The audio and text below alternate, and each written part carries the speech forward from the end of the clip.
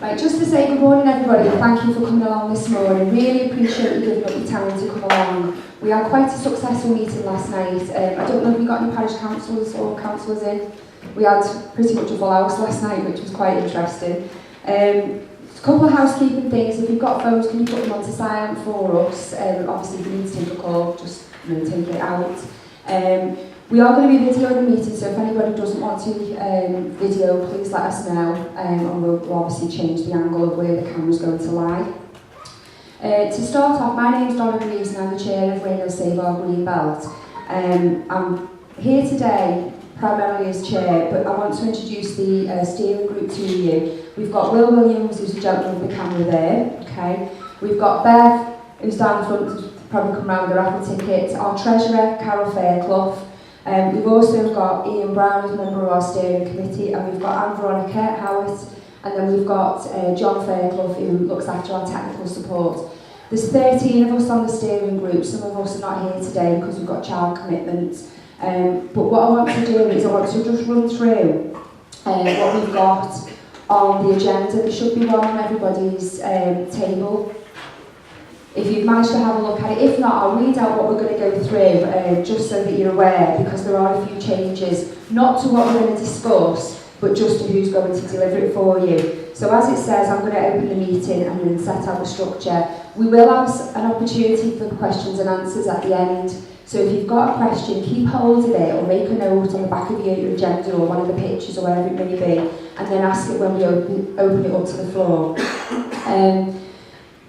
We were going to have James here, James Tasker. Some of you will know him as Councillor James Tasker, but he's also our Vice Chair as well. Now, he was here last night, but it's his daughter's birthday today, so obviously she takes priority. So Ian's going to deliver the speech that James also delivered last night, so you'll get it word for word, the same as James delivered it.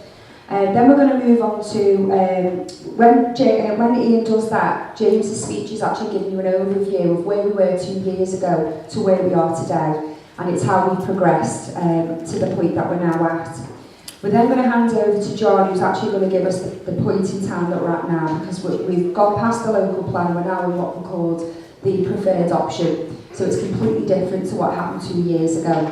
And it's the point in time that we're now at. And John will explain what's happening now up until the 30th of March, and then what we perceive will happen after that when it goes to the planning inspector. Anne is kindly going to explain about who is eligible to make a representation or a submission, which is basically a letter of objection, explain the criteria, and she's also going to cover the workshops as well and the support that's going to be available from next week for 2 weeks. And then we'll throw it open to the floor for questions and answers, and then any other business. I've got one item in any other business at the moment, and then we'll have a review and close. So all I would say before we start is that we're all here for the same reason. We're only residents. We only found ourselves going into this 2 years ago, so bear with us because we do what we can with the best of what we've got really. And we'll try and deliver as much information. When we throw it open to the questions and answers, if we can't give you the answer, we'll make a note. I've got a list from last night to go and find out, and then we'll try and report back with as much information as we can do. So without further ado, I'm going to hand you over to Ian Brown, who's going to deliver James's speech about where we were and where we are today. Thank you. Morning, everybody.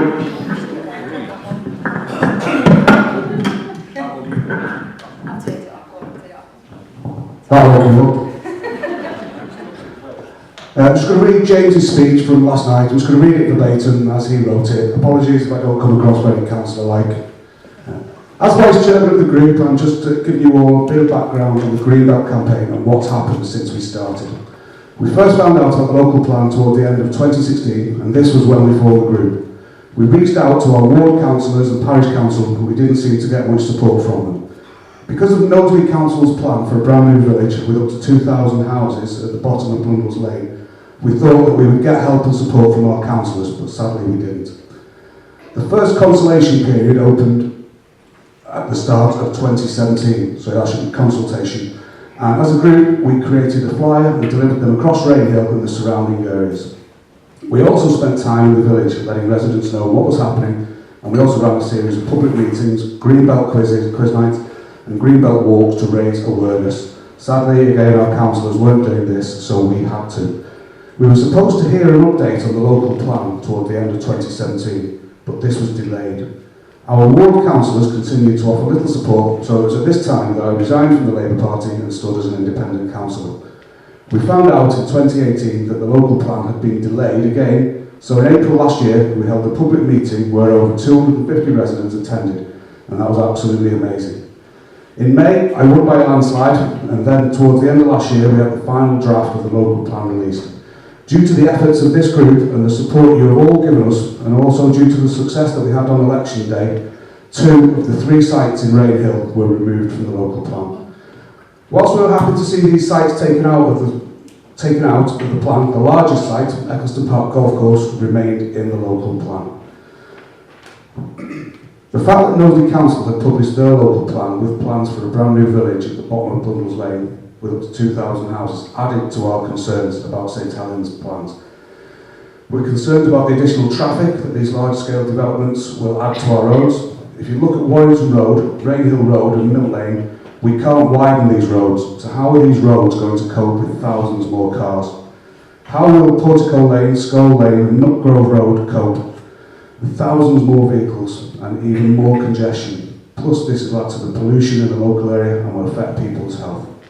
We regularly hear about Wiston Hospital being at full capacity, and how will the hospital cope with thousands more houses in Knowsley and in St Helens? Doctors, dentists and schools are full in the area, and these are all issues that we as residents feel are important. But for whatever reason, some of our elected representatives don't. I don't want to bang on about politics, but it's hard not to be political. If you look at the areas of St Helens that have had success in fighting this local plan, it's all the areas that have strong political support against the plan.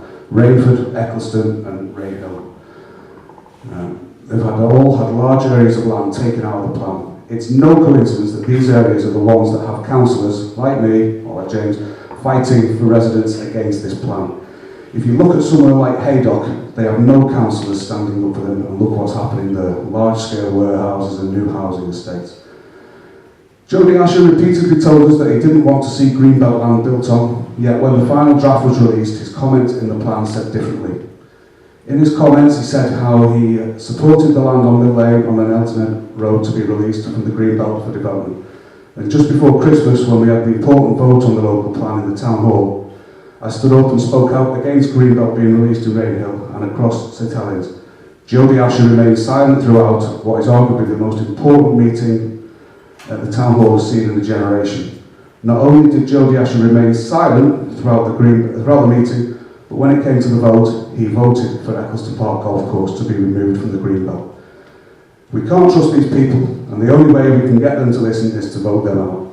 That is why I am pleased to announce that our next independent candidate for Rainhill will be our very own Donna Greaves.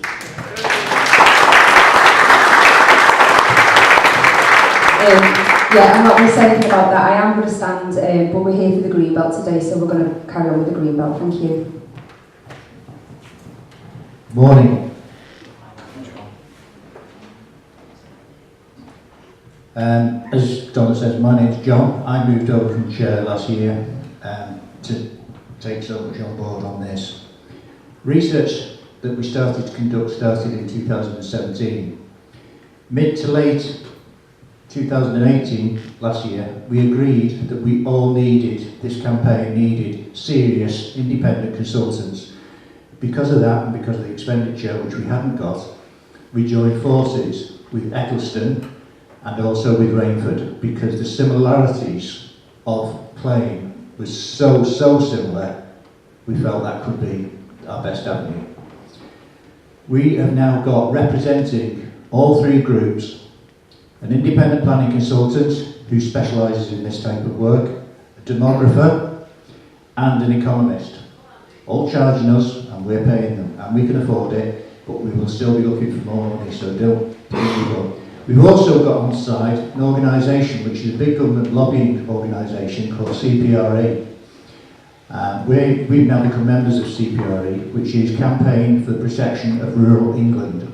Right, and they consultants, in fact some of our consultants have just won a massive case in West Lancashire only this week.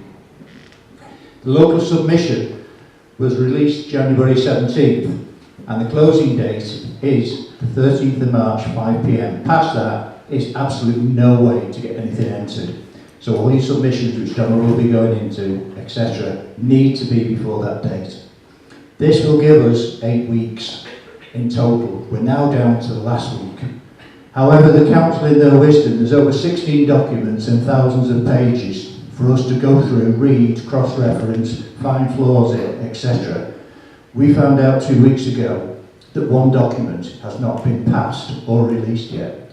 We don't think it'll be released in time. We've challenged the town hall, we've asked people, still nothing. So we'll just find that's it. We'll call it a day. We've wasted our time enough. What does the local plan submission immediately tell us? The document, if you read it, has a big word that is meaningless in some respects, and it's very, very twisting, which is called safeguarding. Mill Lane, Hanging Bridge Farm and Eccleston Park Golf Course was all to be safeguarded. It is now proposed by the council that Mill Lane, behind the manor, through to Hall Lane and Hanging Bridge Farm from Ritherop Lane to Elton Head Road will be removed from safeguarding and returned in for lifetime greenbelt. You can only challenge greenbelt once. Councillors haven't done this for their wisdom or anything else. They've done it because the pressure of Rainhill Save Our Greenbelt, with all their annoyance and the paperwork, is levied against them. But without you, we couldn't have done it. So it's been a very, very big joint effort. So at this point, I would like to thank you.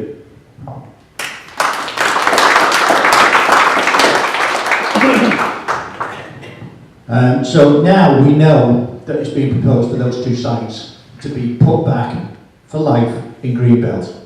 So now our concentration is on Eccleston Park Golf Course. The former Eccleston Park Golf Course, as you may or may not know, is surrounded by Rainhill Road and Portico Lane. We've then got, both those roads are B roads. They're already running at chaos. They join onto Warrington Road, which is manic, absolutely dangerously manic. You've also got most of the traffic that goes there and from Prescott going down to Junction 7 M62. There's only one objection in the way, that's Rainhill Bridge. It's Skew Bridge. It's a Schedule 1 listed architectural design. They can't widen it or anything else. It is weak compared to today's traffic it can accept, tomorrow's traffic it can't. We've proved that. Safeguarding basically means it is there from 220, the start of the plan, to 235, right, 2035. However, the council again have not told you that every 5 years they will do a review on the housing statistics built in St Helens Borough.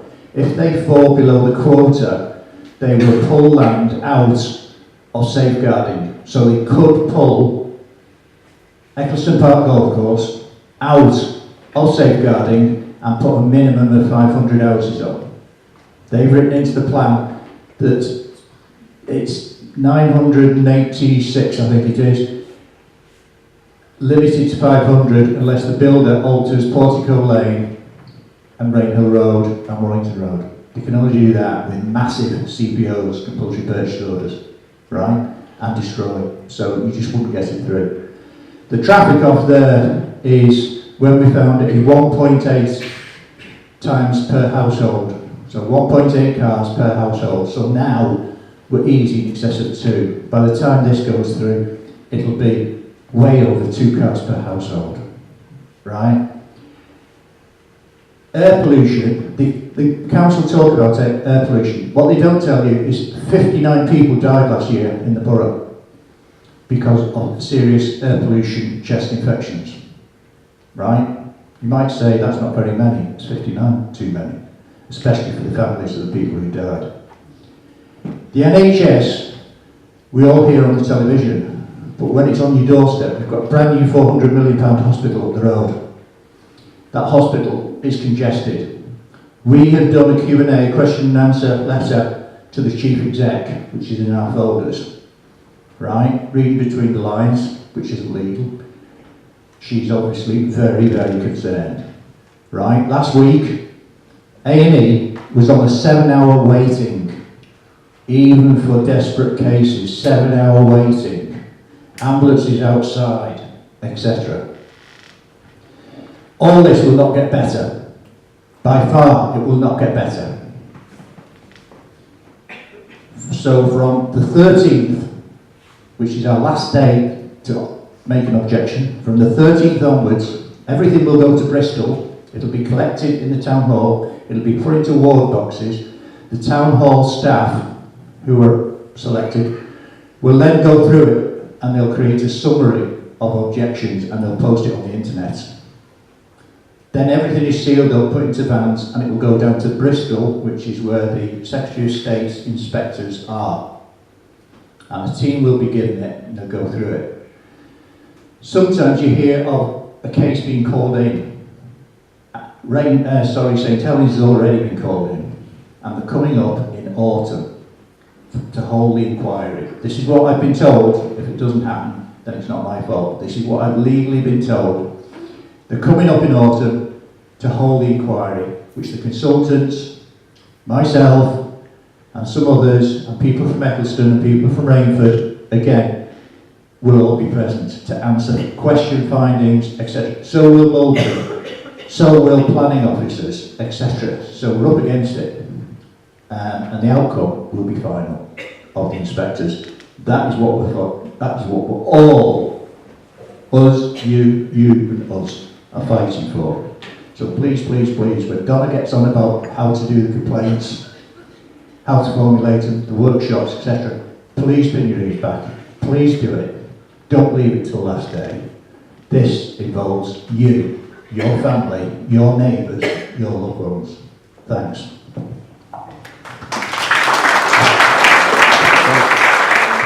Listen to Anne Veronica, because everybody in this room has an opportunity to talk about this and to raise these objections, and she will come on to what you need to do. So I'll hand over to Anne Veronica. Thank you. Morning everyone. You've all made it here and it's really good that you've taken the trouble to do it. You're obviously people concerned and passionate about Rainhill and the surrounding areas, and I thank you for that. As an ex-lecturer, I'm going to start with an important fact. We'll have a bit of audience participation and I'll test you later on. So, the very important date, which has been mentioned by John already, is 5 o'clock, Wednesday, March the 13th. This is when all your responses must be in. There will be no exceptions allowed. So don't leave it till the last minute. We don't want emails crashing or anything like that, or buses taking you to the town hall being late. Please do it in good time. So I'm going to ask you to repeat it now, all together. 5 o'clock, Wednesday, March the 13th. And I'll test you again. So, who can make a response? And this is important. You can make a response if you believe that building on Eccleston Park Golf Course would affect your life. So it doesn't matter if you live in Thatcher Heath, Halton, Prescott, Wiston, Rainhill, Eccleston Park, Nut Grove, doesn't matter at all. If your life is going to be affected, you have every right, a democratic right, to make your views known and to respond. Please don't waste it, please do it. It's really important. There's another very important point which has slipped underneath a lot of people's radar, and that is we're used to people over the age of 18 being allowed to make their views clear.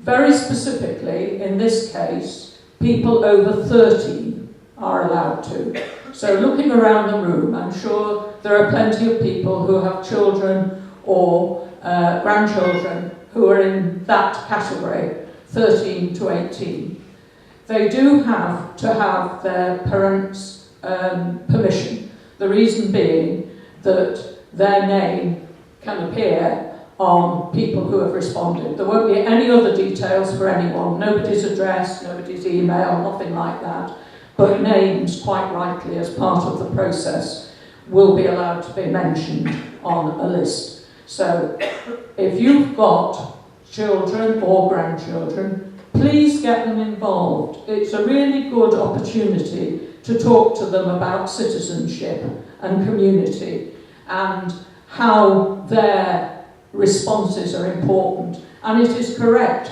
that this generation, who will be more affected than many of us in the future, have their say. I have 17-year-old twin grandsons who are in Eccleston, actually, and I have put them in charge of their family's response because they're doing research, they're looking at the effects it will have, they're looking at waiting times at Wiston Hospital, they're looking at roads, all the things that have been mentioned now. So it's a really good opportunity for them to get involved, and who knows, it may mean that we're bringing up the councillors and the members of Parliament of the future if they engage in this way at a young age. So please remember and make sure that people you talk to understand that 13 pluses can go on the response. There's another very important thing which has come up this time. When we were responding to the local plan, we were asking everyone to send in an individual response. So if John and Mary Smith sent a response, it was only counted as one. If John Smith sent one and Mary Smith sent one, it was two. This time it's very fundamentally different, and I'll read you the exact words so you know and understand what I'm saying. Where a group share a common view, a single representation may be submitted. The group should indicate how many it represents and how it's been authorised. So this means, for example, if your family consists of 4, you can do one response. You must add the address of the people who are responding, because no anonymous ones or without contact details will be counted. So you put the names on, and you then add a line which says, we have worked together on this representation, which obviously you will have done because it will have been discussed. If you are adding in perhaps your next door neighbours or maybe your brother and sister-in-law, you put their names and their address. It's very important that there is an address attached to everyone whose name is on that item. But I think that can considerably help you. It's actually to help the inspector who doesn't want to wade through dozens of the same responses. So one will do with names and addresses attached and the line, we have worked together on this representation. Does the person you're going to know for have to sign it? We'll come on to that, yeah. Okay. These are the guidance notes. This is the form, okay? Now, there are various ways in which you can access these. If you go to the council website, all the documents are on there. It might take you half a lifetime to read them, as we've been doing and as John has mentioned. Pages and pages and pages of them. But you can read them on there.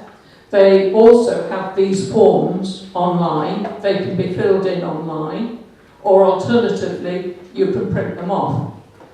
Hand fill them in and deliver them to the council.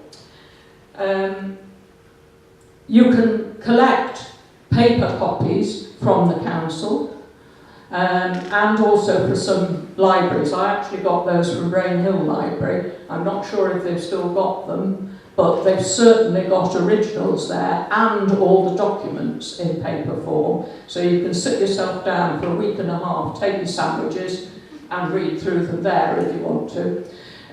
But you can also, of course, they've got a photocopier there, so you could always pay for a photocopy and print one off there if they haven't got any. The other thing that you can do, and it's quite acceptable, is to write a letter or an email.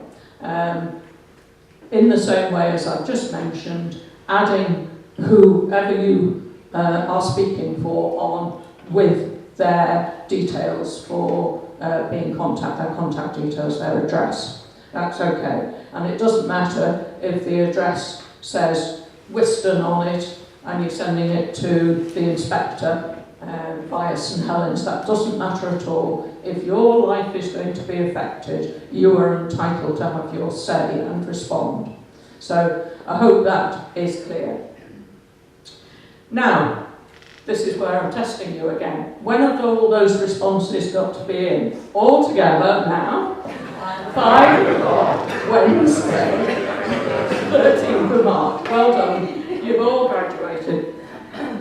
So what else can you do to save Eccleston Park Golf Club?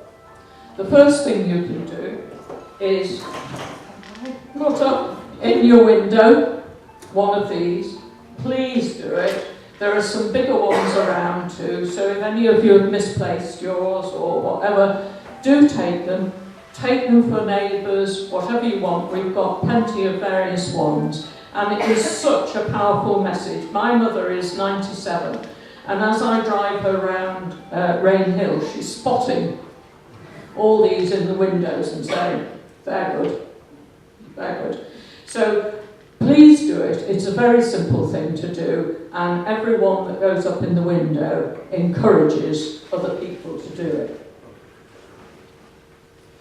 As well as that, I don't know how many of you are on social media, but those that are will know that we've got a very active Facebook page and Twitter and email as well, which isn't social media.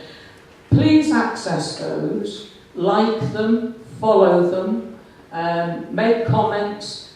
Please participate in them, because we're pretty much certain that once the inspector has waded through the various responses, he or she will be on there looking to get the flavour of the participation less formally.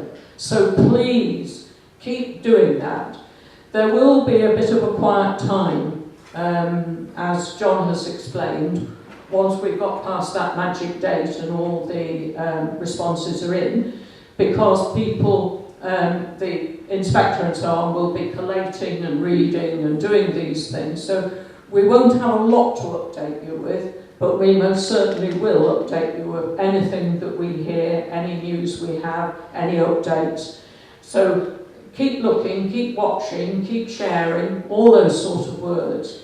Always talk to your neighbours and your families about it. If you go to the WI or you go to Rotary or you go to the cricket club, whatever it is, talk to people, engage with them, get them on side as to how important it is.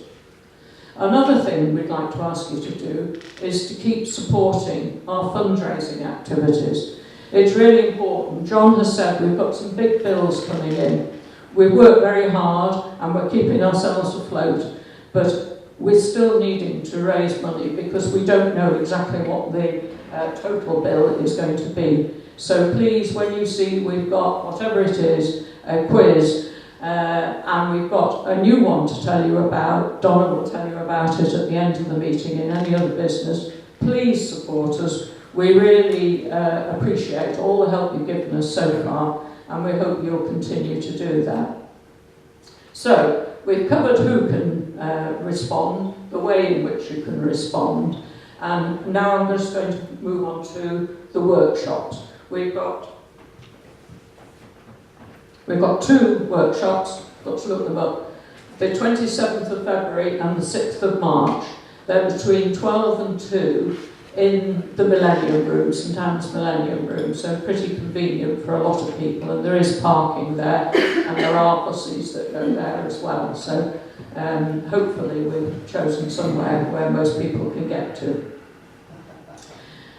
They will be drop-in workshops, very informal. It won't be a lesson or anything like that. It will be sort of one-to-one and small groups. You know, if people are at the same point, we can talk to, you know, 3 or 4 together. If it's one-to-one, we will have a number of steering there to help, and you know, various notes that we can give you. It will help those of you who feel unsure about what is a legitimate response to this, because it's no good saying I don't want it. You've got to give chapter and verse. So some people who are not familiar with planning matters might even feel intimidated by the forms. So we're there to help and support you. We can provide statistics and figures of various things. We will cover things John has touched on today, but perhaps in a bit more detail. You know, the pollution, the wildlife, the hospitals, the schools, all those sort of things. It will all be done in a very easy format. If you can't make those workshops, and please publicise those to your friends and family too. There will be accessible online support with examples. They will be on Facebook, Twitter and our website. So please feel free to access those. And again, thank you all. We really appreciate your ongoing support for over 2 years. This, we hope, is the final push. So keep going, everyone. Thank you. Just before we throw it open for questions, as Anne said, we do need addresses on the forms. We had some residents that were all from one street last night, and collectively they said, right, well, I'll do it, and then they're all going to sign. And just as you were saying, the form is really, really long and convoluted. It's not resident friendly at all. So what we would say, I think it was agreed last night by Councillor Fulham, you can use the front of that and then attach your letter to the back of it. So we will give help and guidance on that, but if you are going to write it on behalf of your household, or you're going to write it on behalf of maybe a touch of neighbours who live in your street, do get them to sign it, because you have to have explicit permission to put their name and address and to represent on behalf of them. The thing that you've got to understand this time is, last time was about quantity.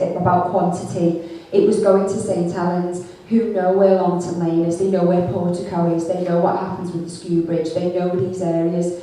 When it goes in this time, it needs to be quality, because this is a planning inspector who's based in Bristol who does not know this area. Once this case lands on their desk, it's allocated to a planning inspector who gets the team together, and then they have a jolly out, they come up here and they go, that's Longton Lane, that's Warrington Road, and they do a recce. They have a little bit of a little bit of a survey day, and they'll go out and they'll look around the area. If you've got common threads which are coming through, and it's come through from 100 quality letters that all use the same terminology, that will raise far more with the planning inspector than 1,000 letters. And what we will do is we will get together with the collection of sort of sites, because they're known as things like HS2, is it? 3HS. So if you're talking in planning officer speak, in planning inspector speak, and you use their terminology, it's like going to court and you employ a barrister who talks in barrister speak to the judge. This is the same. We need to talk in the same language as the planning inspector is used to dealing on a daily basis, so that we get their attention. So we will put out what the sites are called, and when you refer to Eccleston Park Golf Club, you refer to it as 3HS, okay? So that's really, really important that we get onto their terminology. The other thing is, if you want to bring your submissions, John lives at 146 Tuput Lane, and if you don't want to put it in online, or you don't want to send it into the town hall, you have every facility to bring it up to John's before midday on, what's the date? Wednesday. The 13th of March, yeah. Be ingrained into everybody, because that'll be the day when the fireworks go off. We know we've got all the submissions in. Yeah, just put them through to the letterbox, but before 12 o'clock that day, we will take them up to the town hall before 5 p.m. that day for you. So, to move on now, we're going to open it up, so we're going to offer the opportunity for questions and answers. So, who would like to start us off? Has anybody got any questions? Yes? I hope we can put my You've got no radio mic, unfortunately, so you're going to have to have a big voice. I'll try and shout. I hope we can put my mind at rest here, but there's something you haven't mentioned. If I was Mulberry Homes and wanted to undermine the arguments we'd have, I'd look at perhaps an academy school and say, we'll give some of the land to a school that wants to build on the golf club land, and then provide the school infrastructure that was promised to Waterside. We have in this borough the Three Saints Academy, which is St Anne's School's part of it, which has promised to build an academy school on land on the west side of St Helens. Do you know how this fits into the plan? Well, yeah, that would actually offer the opportunity then to meet the criteria to make that land more viable, which is more importantly why don't take it out of Greenbelt and put it into safeguarding, because all those things are slices of the pie which come together. In the same respect as last night Councillor Fulham explained that one of the reasons why Eccleston Park looks viable is because if you look at where the train stations are in the triangulation, it's surrounded in theory by 3 train stations. So instead of people using the roads, they're actually advocating that they're going to be using, it's going to become Rainhill is earmarked to become a commuter town. So it's going to be people coming in from outside, which is not a problem at all. We want people to come into the village, we want people to come and live here, but not en masse, and not at the detriment of young people who are trying to get onto the property ladder themselves. And these houses are just they're not for the next generation, because we're talking £250,000 plus for some of the houses that are earmarked for that site. So that's why things like the school, all those infrastructure things, Mulberry will tick a box. And if you said before, if you've been up towards the Lancashire and Yorkshire border, Mulberry have always had small sort of housing developments in those areas. And it might well be that there used to be a petrol station there out on a road towards Clitheroe, and the petrol station's closed, but the plot of land maybe is about the size of this, and Mulberry have gone in and they've put, say, 4 or 5 houses on that plot of land. But now they're moving into huge developments for the simple reason that they're funded, and this is where they come from. I don't know if you've heard of a clothing company online called boohoo.com, and there's another one called Pretty Little Thing. They specialise in cheap end fashion, so it's very much, buy it, wear it, chuck it, that type of fashion. And they are very successful. We're talking about a £2 billion company. Now the profits from that have to go somewhere, so naturally their accountants and their advisors have told them to diversify into land banking and also into development. So make no mistake that when Mulberry want this land and they want to develop it, everything goes down tools, everybody in their departments, and they have a huge department which specialise in this. They put everybody onto fighting, getting it through. The only thing that will stop this land from being developed is if it is not taken out of Greenbelt and put into safeguarding.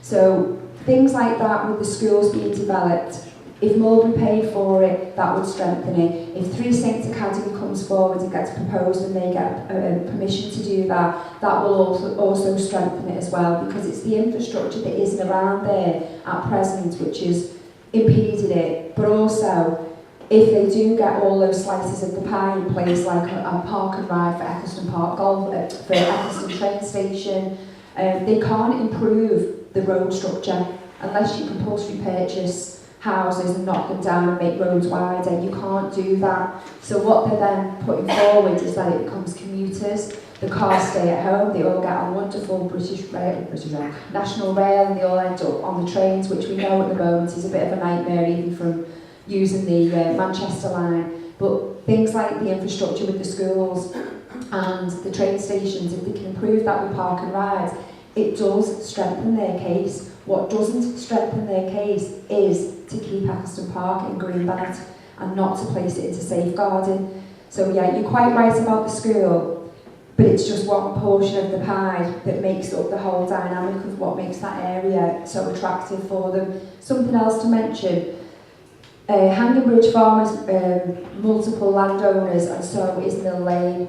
Eccleston Park is one landowner, so it does make it more attractive because you've only got to negotiate with one landowner. And as we know, there were 77 unminuted meetings between developers and St Anne's Council.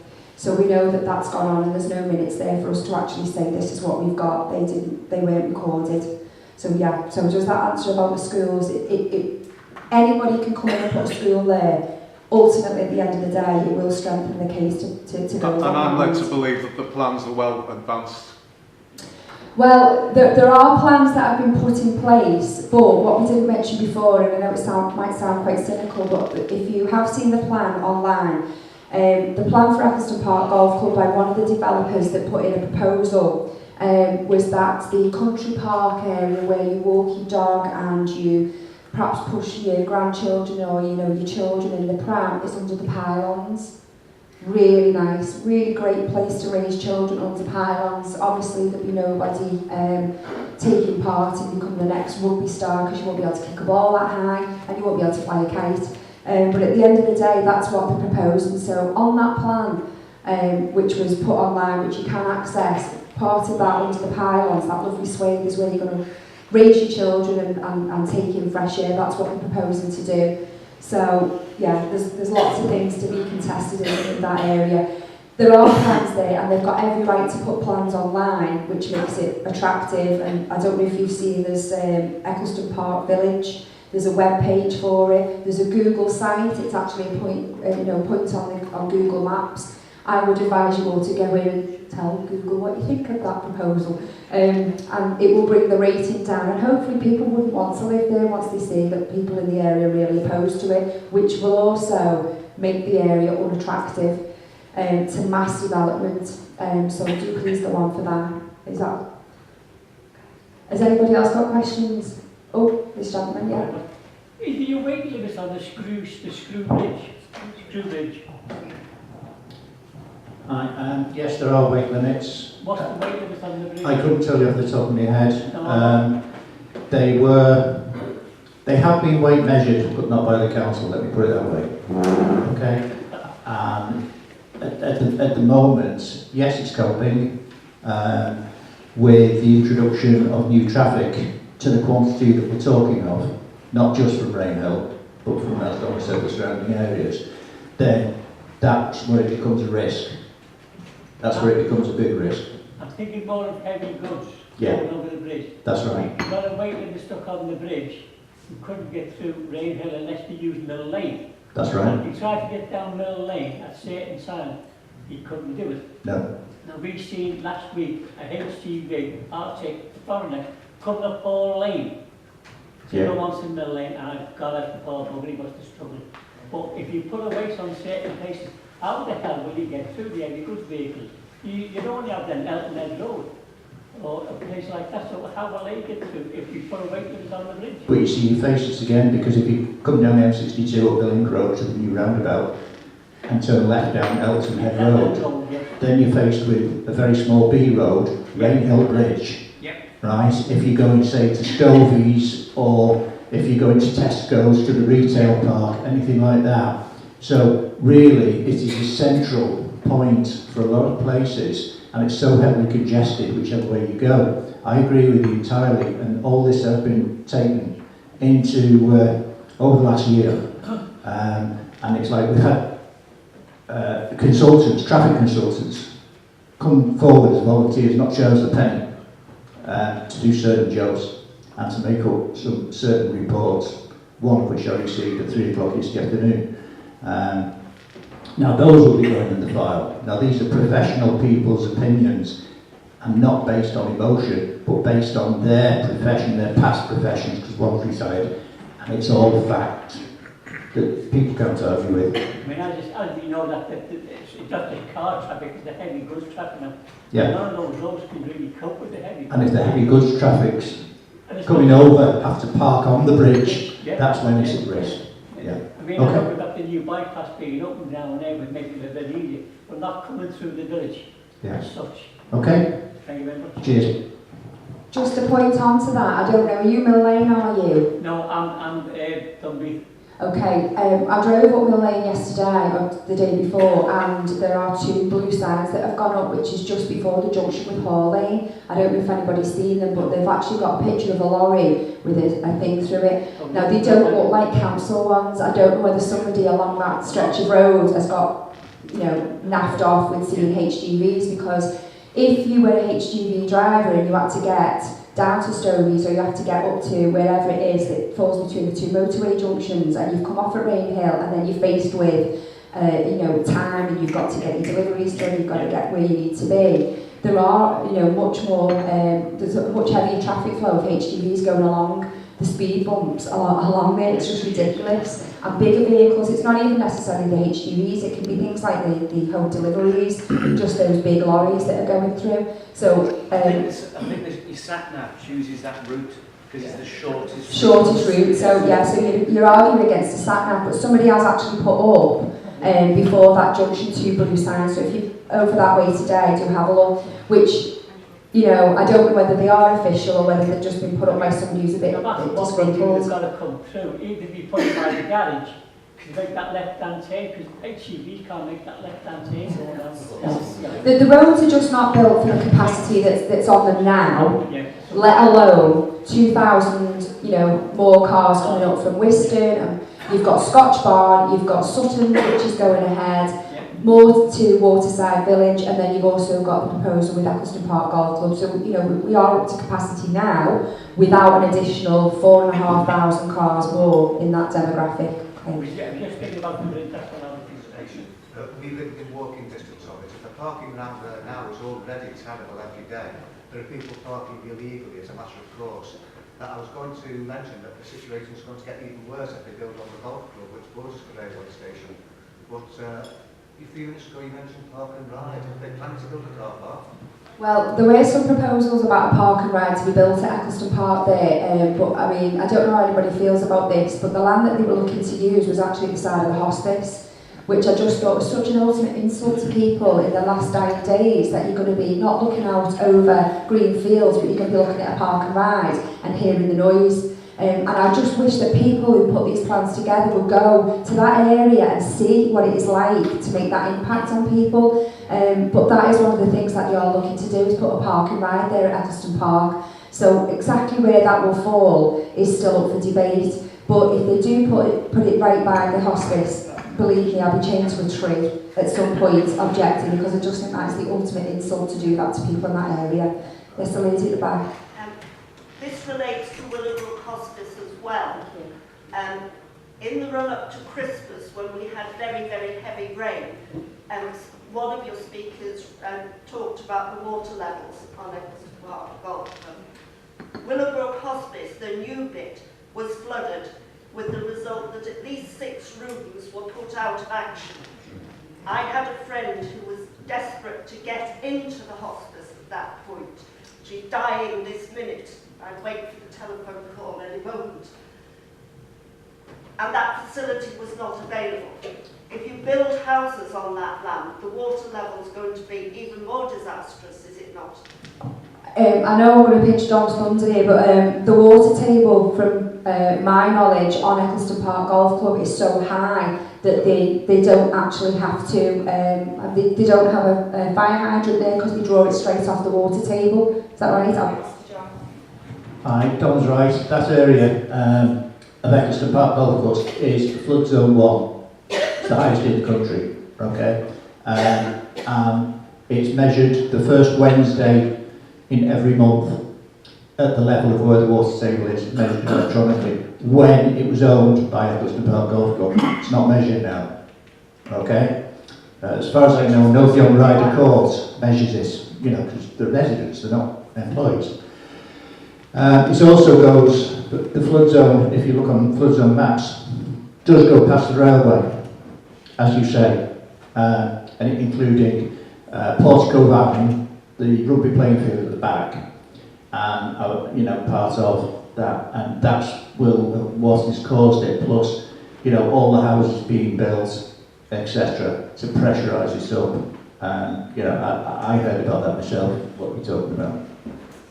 So, you know, I hope that answers your question. I'm very sorry for sort of your feelings. Yeah.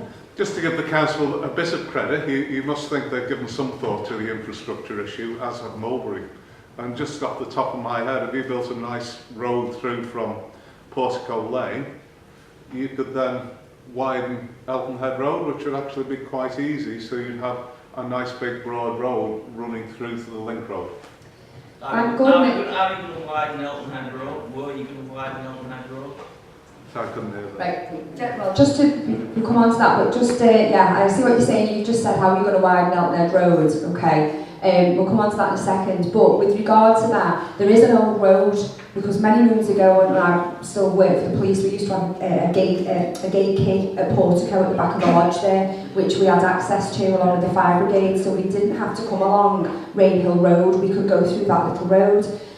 Thankfully, the access on the other side, which is the Nook Grove side, Rainhill Road, that is surrounded by Woodland Trust land, isn't it?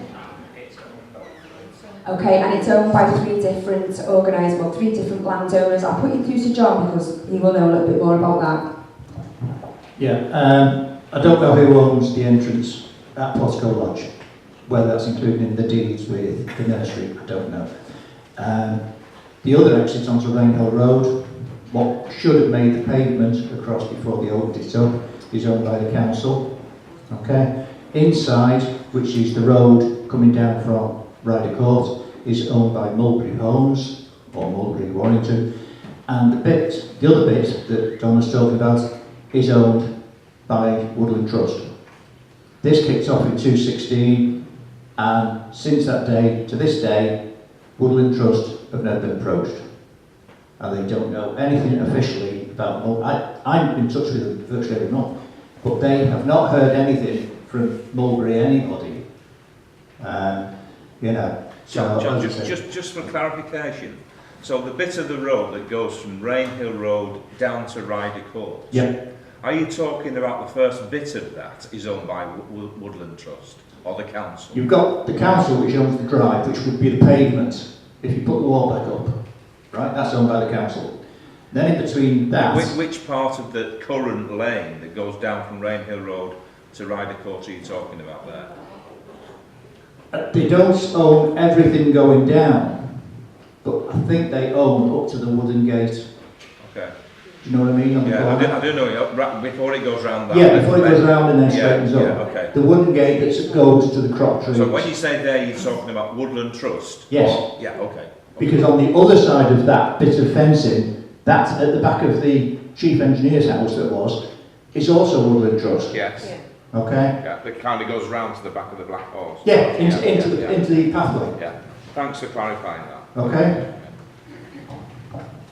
Yeah, that lady? This may be regarded as a small thing. I live on Thomas Jones' estate, and it's already murder trying to get out of there. And if you've got an appointment to go somewhere, you have to leave so much earlier. But it is murder getting in, getting out of there. Yeah, no, I absolutely agree. I don't know who was stuck on Warrington Road today. I was a little bit late getting here this morning because I had to get from where the halt is down to here today.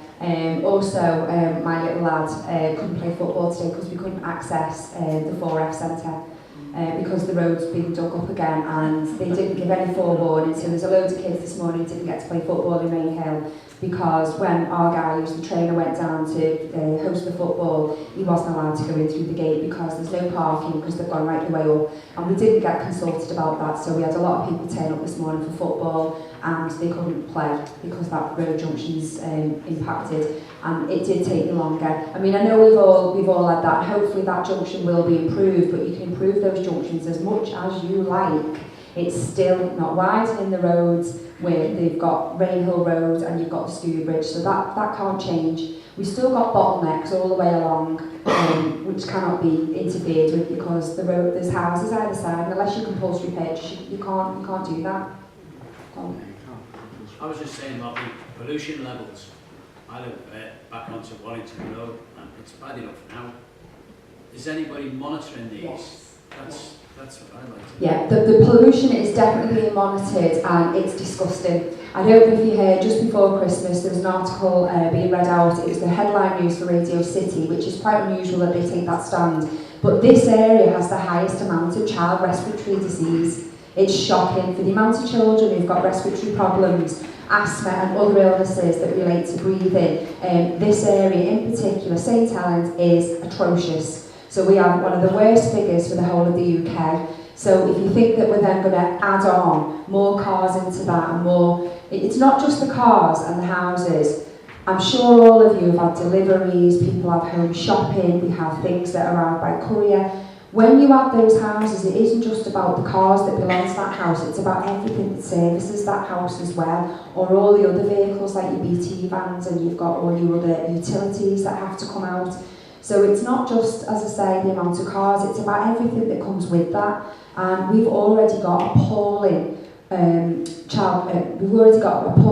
pollution figures for the area as it stands right now. So to build on that huge swathe of land and take away that green space, that breathing green space, to put houses on there is just not what we want to do, and that's why we urge you to, stop it from being released out of Greenbelt and put into safeguarding. Okay, we'll take 2 more questions, then we're going to need to finish that. When the inspector comes round on his visits, will you be with him? Will he make his presence known? Does he have to make his presence known? Or will he just do it surreptitiously behind people's backs? No, it's entirely his decision. As John said before, he doesn't know the area. Right? So it depends. He will, and his team, because it's a team, they will have gone through each case. Obviously, it's not just Rainhill, Park, Garleswood, Illions, wherever. He will have gone through the different zones and said, that on those days, that on those days. Will he make you aware of the day? If he wishes us to attend with him, he will request it. Can you demand that you attend with him? You can't demand it, but it's a case of he is looking at the facts that we've claimed.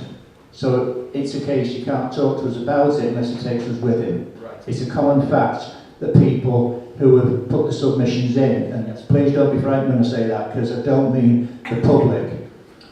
He might ask the consultants to go with him. Well, we have to go with him because none of them come from this area. The economist comes from Cambridge. The planning comes from Burnley, sorry. So it's usual, but he's not. They would hire a minibus and say, we're going for an outing, sort of thing. That is quite common. Might I suggest that if he does make himself known, and the day that he is going to be available out on his little tour, that we all get in our cars and just happen to make a journey that particular day, and if we can find his minibus, let's block his minibus in and give him a Be a busy day that day, I'm quite happy to do it. You both. Right, I'm going to take 1 more question, then we need to wind up the meeting, so yeah, go on. Somebody told me that Sport England had put in objections to this. Can they confirm that? And are they going to do it again with this opportunity that we're presenting? They did do it to support the application for Eccleston Park Golf Club, which is 20 years ago. Yeah. All right? Yeah. And they've kept their support behind that. They have been approached to consider putting their support behind the campaign again. And they've been approached on that by our coordinator that we sort of got in the new group, in a consortium, if you're with me, and also by CPRE. Right, we're going to round up now. Thank you for all your questions. I hope we've been able to answer as much as we possibly can. As I say, we are just residents. We've had to learn on the hoof in the last 2 years. None of us had ever done a freedom of information request before. I thought I was launching a missile at one point because I didn't know what I was doing. But we've all had to kind of learn as we've gone along. So, we're no different from anybody that's a resident. We are residents. We just got thrown into this and said, look, we're going to have to do something, and that was 2 years ago. So hopefully we'll be able to answer some of your questions. Please come and see us at the workshops. We've got 1 item which is sat in any other business. As we've mentioned, we've had to do as much fundraising as we possibly can. We've had pub quizzes, we've had walks, we've even had tea with Santa. We arranged 2 of those. We had the Christmas market. We've even weighed in clothes. We go on a regular basis, Bev will go on a regular basis, and she will go and weigh bags of clothes that people have donated. We will take money from anywhere, so there will be some buckets today if you want to make a donation on your way out, but I'm really excited about this. On the 24th of March, we've got an event which is taking place at the Blue Mango restaurant in Rainhill. It's £20 a head, but that's for a full Indian meal and entertainment. It starts at 4:30, so it's a bit of an afternoon jolly, to be fair. But the most important thing about this is that the ticket for your meal and the entertainment is obviously one thing, but every single ticket that's sold enters you into a free prize draw. And the free prize draw prize is a VIP, money can't buy, including afternoon tea for 2 tour behind the scenes of the new Rainhill Hall. So this is courtesy of Sue Wright from Signature Living, who's the MD. She's a personal friend of mine and she wants to know what she can do to support the area, and that's what we're going to do. So I've done the tour of the Shankly, which is amazing, and the Dixie Dean's going to be absolutely amazing as well, but the detail that goes in to what they do is unbelievable, because they want to make each of the rooms specific for something that relates back to Rainhill, and they'll even go down to like sourcing the wallpaper. In the Shankly upstairs there's birch, and I didn't know, but where Bill Shankly's from, this particular birch is from that area where he was born and bred, and then they've incorporated it into the wallpaper. So the level of detail is unbelievable, but this will be a private guided tour behind the scenes from the MD of Signature Living, who will tell you where everything has come from, what the plan was, what the struggles have been, what they've needed to do. So it really is a money can't buy prize, and it includes a champagne afternoon tea for 2 as well.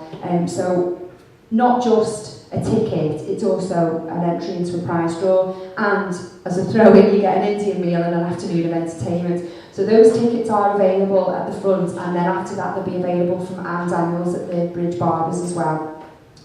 Anything at all that you haven't answered today, please come and speak to us at the end and we'll try and take some more information from you. Do get onto the, even if you're not social media savvy, we do promote the Facebook page, because with one click of a button we're out there to 1,700 people, and we've just undertaken the leaflet drop to 5,000 houses in the area, and it took an army of people, and poor old Carol was up and down with John up to the delivering leaflets, passing them out to people, and I know there's people in the room who delivered those leaflets, and it is a mammoth task. But if you can get onto the Facebook page with one click of a button, we can get to 1,700 people like that.